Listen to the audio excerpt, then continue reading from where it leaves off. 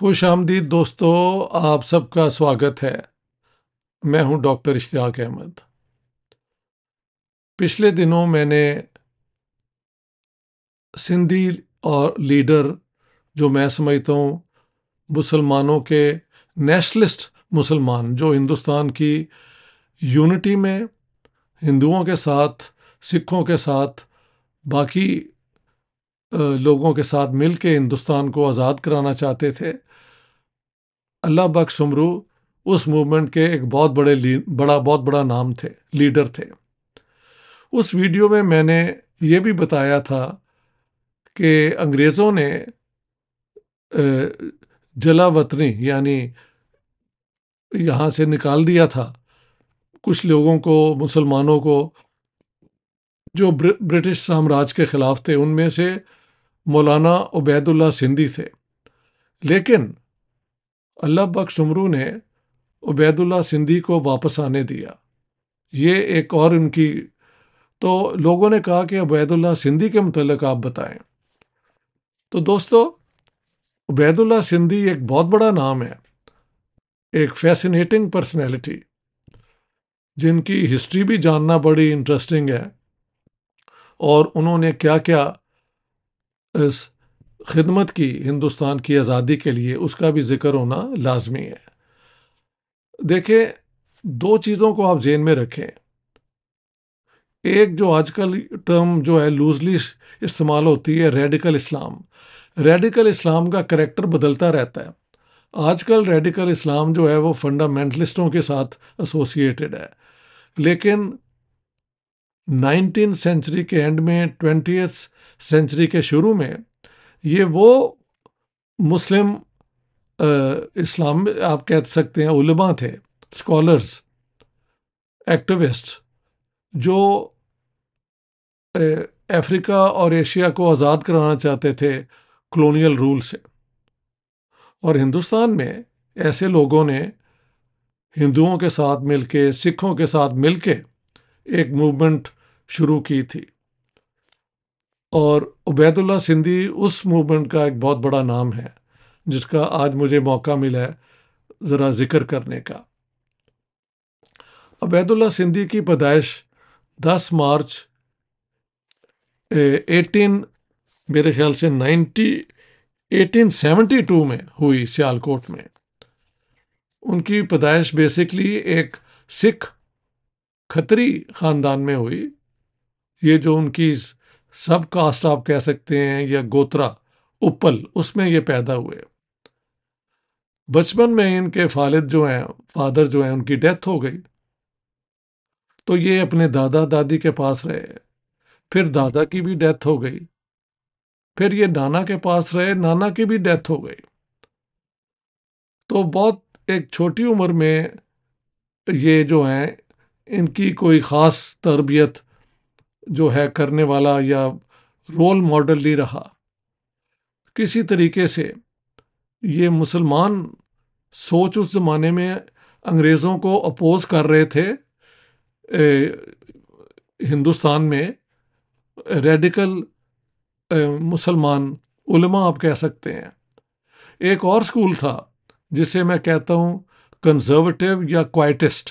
یہ وہ تھے جو چپ کر کے انگریزوں کی حکومت کے ساتھ اپنا کام کر رہے تھے، یعنی پیری فقیری، تویز دھاگا، اس قسم کی باتیں۔ ہاں جی، اور وہ ایک طرح کے پرو برٹش بھی تھے۔ اس کے برعکس جو اس زمانے کے ریڈیکل علماء تھے، وہ اینٹی برٹش، اینٹی کلونیل تھے، افریقہ کے اندر بھی اور ایشیا کے اندر بھی۔ تو ہندوستان کے اندر ایسے لوگوں کی جو تنظیم تھی، وہ دیوبند اسکول کے یہ پڑھے ہوئے لوگ تھے۔ ٹھیک ہے، دیوبند کے اندر بھی ایک لیفٹ ونگ اور ایک رائٹ ونگ تھا۔ رائٹ ونگ جو ہے وہ صرف اپنا اسلامی تعلیم، ایجوکیشن دینے میں، شریعہ، فقہ یعنی جورسپروڈنس پڑھانے میں لگے رہے، لیکن جو ریڈیکل ان کا لیفٹ ونگ تھا، وہ اینٹی امپیرلسٹ، اینٹی کلونیل موومنٹس کا ہمیشہ سے حصہ رہا۔ یہ جو ریشمی رومال ایک سیکریٹو موومنٹ تھی جس کی بنا پہ یہ چاہتے تھے کہ ایک ریبیلین کی جائے انگریز حکومت کے ساتھ، اس میں مولانا محمود الحسن ایک بہت بڑا نام ہے، ان کے ساتھ ہی تھے عبید اللہ سندھی۔ یہ مسلمان ہو گئے تھے اور یہ دیوبند اسکول میں ان کی ایجوکیشن ہوئی۔ باقی بعد میں یہ جامعہ ملیہ جو ہے کراچی کے اندر دہلی کے اندر، اس کے لائف لانگ ممبر رہے، وہاں پہ نوکری بھی کرتے رہے اور وہاں پہ پڑھاتے بھی رہے۔ جامعہ ملیہ آپ کو پتہ ہے یہ کانگریس کے ساتھ تھے، ڈاکٹر ذاکر حسین بھی اس میں تھے، ڈاکٹر حکیم اجمل خان بھی اسی کے ساتھ تھے۔ اس کے برعکس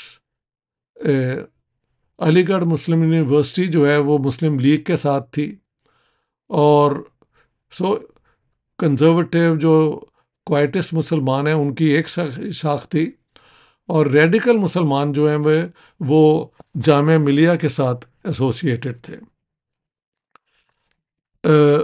جب فرسٹ ورلڈ وار شروع ہوئی تو کئی یہاں سے جو ریڈیکل مسلمان ہیں وہ انڈیا سے باہر چلے گئے، شاید یہ ہجرت موومنٹ کا بھی حصہ تھے کہ انڈیا کو چھوڑو، یہ انگریز جو ہیں وہ یہاں پہ ایک اپنی آمریت قائم کرنا چاہتے ہیں، امپیریلسٹ رول۔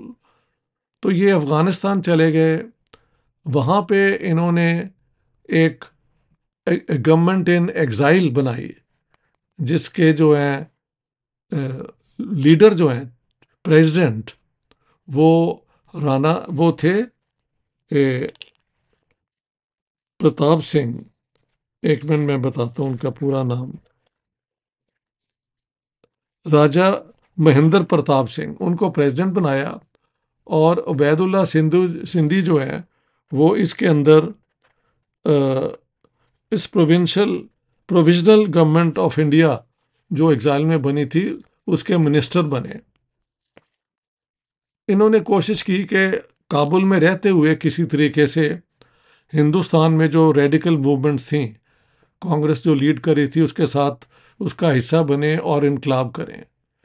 یہ بھی کہا جاتا ہے کہ ان لوگوں کو جرمنی سے مدد آ رہی تھی، این ممکن ہے جس طرح سبھاش چندر بوس نے جرمنی سے مدد لی، تو ہو سکتا ہے ریڈیکل جو تھے ہندو، مسلم اور سکھ، ایم این رائے بھی اس میں تھے، اور یہ کئی لوگ ہندوستان کو چھوڑ کے تو مدد لیتے پھرتے تھے۔ ہاں جی، یہ غدر پارٹی بھی جو ہے اس کے لنکس جرمنی سے بنتے ہیں، یہ سارا لٹریچر آپ کو مل جائے گا۔ تو عبید اللہ سندھی جو ہیں وہ منسٹر تھے، ایکس گورنمنٹ ان ایگزائل کے تھے، ہاں جی، جس کے Raja Pratap Singh was the president, prime minister, whatever the title was. اور یہ وہاں سے کوشش کرتے رہے ہندوستان کے انقلابی موومنٹ، یعنی زیادہ تر کانگریس کے ساتھ۔ لیکن Afghanistan was a no position to lead a struggle against Great Britain, وہ تو اپنا ایک کمزور حکومت بن چکی تھی بہت دیر سے۔ تو پھر جو ہیں عبید اللہ سندھی اور کئی لوگ جو ہیں وہ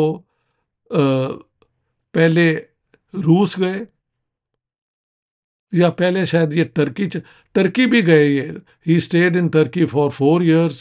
پھر یہ روس گئے، روس میں انہیں سوشلسٹ آئیڈیاز جو ہیں وہ انہوں نے بہت اٹریکٹ کیا، اور وہاں سے سوشلزم اور اسلام کا جو رشتہ کچھ لوگ بناتے ہیں۔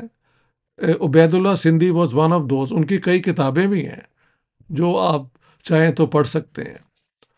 اینی ہاؤ، یہ اس کے بعد یہ حجاز یعنی یہ مکہ مدینہ میں بھی جا کے رہے، اور وہاں پہ یہ اسلامک ایجوکیشن میں حصہ لیتے رہے۔ بعد میں آئی تھنک 1936 میں کانگریس نے انہیں انوائٹ کیا کہ آپ واپس آ جائیں ہندوستان، اور ان پہ جو ریسٹرکشن تھی وہ اللہ بخش سمرو نے جو ہے وہ ہٹوا دی تھی. تو یہ واپس ہندوستان بھی آئے اور یہ پھر جامعہ ملیہ کے ساتھ کام کرتے رہے.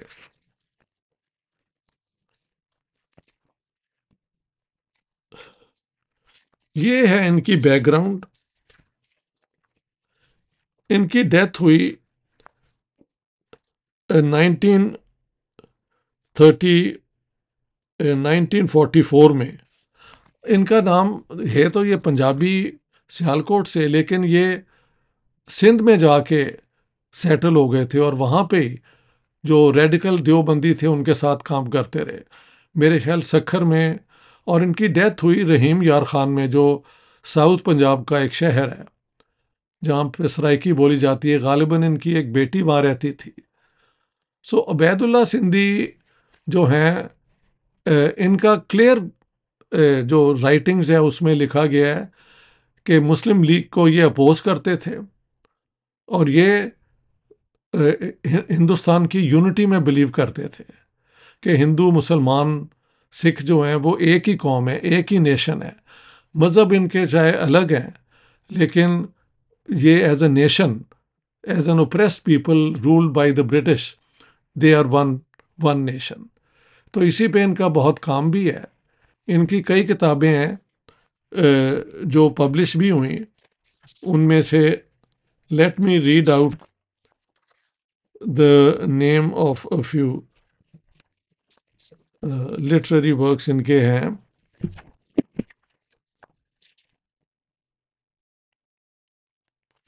جو میں سمجھتا ہوں ہمارے لیے ریلیونٹ ہے انڈین فریڈم اسٹرگل کے لیے.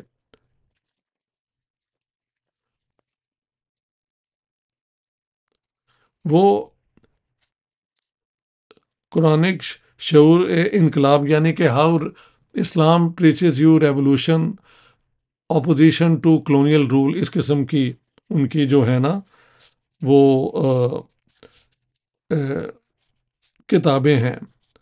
آپ یہ ڈیٹیلز بھی ڈھونڈ سکتے ہیں ان کی کتابوں کا. پاکستان گورنمنٹ نے 1990 میں ان کے لیے ایک سٹیمپ بھی پبلش کیا تھا، تو شکر ہے پاکستان نے بھی انہیں عزت دی. ویسے he was an opponent of the two nation theory اور وہ ہندوستان کی تقسیم، پارٹیشن کے مخالف رہے آخری دم تک. پارٹیشن تو 44 میں ہوئی اینڈ 47 میں ہوئی، لیکن ان کی ڈیتھ ہو گئی تھی ان 1947. تو عبید اللہ سندھی کا سندھ کے اندر یہ خاصی دیر رہے اور وہاں پہ کام بھی کرتے رہے، لوگوں کو ایجوکیٹ کیا. اور ان لوگوں کی اپروچ، دیوبند کے 2 اسکول تھے، ایک رائٹ ونگ اور ایک لیفٹ ونگ. رائٹ ونگ جو ہے وہ 1930s میں 36-37 میں ٹوٹ کے مسلم لیگ کے ساتھ آ گیا تھا. اس کے اندر یہ مولانا شبیر احمد عثمانی جو پاکستان کے پھر ایک مین اسلامک اسکالر بھی بنے. لیکن یہ لوگ محمود الحسن، عبید اللہ سندھی، حسین احمد مدنی، یہ جمعیت علماء ہند کے یعنی دیوبند کی جو پولیٹیکل شاخ تھی اس کے ساتھ ساری عمر رہے. تو دوستو، آج عبید اللہ سندھی کو یاد کرتے ہوئے آئی فیل گڈ، کیونکہ ان کی خدمات بھی لوگوں کو یاد رکھنی چاہیے. بہت بہت مہربانی دوستو. میری یوٹیوب چینل کو پلیز آپ سبسکرائب کریں. آپ کی سبسکرپشن کی انکریجمنٹ سے ہی میں یہ جو ہے ریسرچ کر کے جو سچ ہے آپ تک لانے کی کوشش کرتا رہتا ہوں. Thank you very much.